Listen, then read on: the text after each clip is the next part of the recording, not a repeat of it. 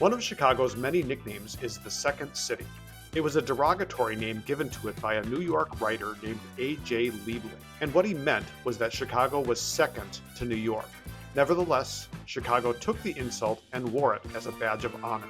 But I already talked about that in my video about Rose Hill Cemetery, so if you want to hear more about it, go to the link in the description. And subscribe to my channel and like some of my stuff while you're at it. Anyway, Chicago was the second largest city in the United States at the time of Liebling's insult, and they thought it was only fitting that we should have the second tallest skyscraper.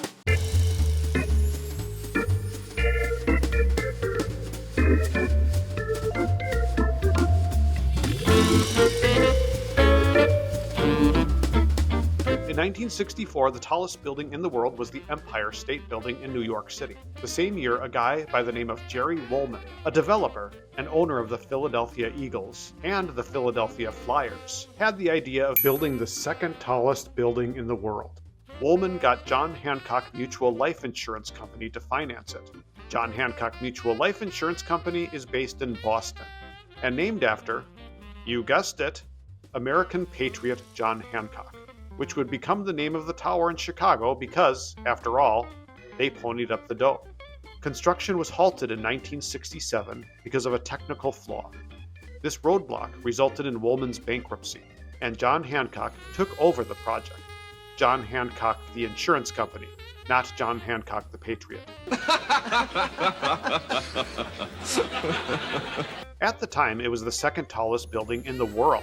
Currently, it's the 33rd tallest building in the world, and the 4th tallest in Chicago, behind the Sears Tower, Trump Tower,